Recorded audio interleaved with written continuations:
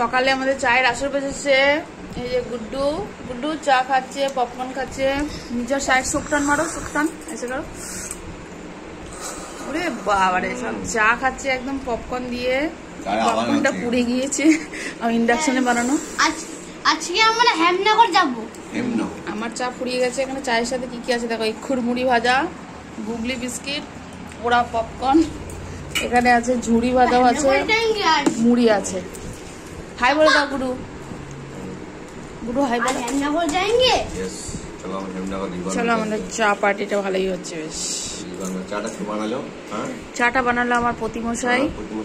সকালের চাটা উনি বানান, সন্ধ্যা চাটা লজ্জা কেন করবে, পতির হাতে চা খাচ্ছি, ভালো, কত ভালো।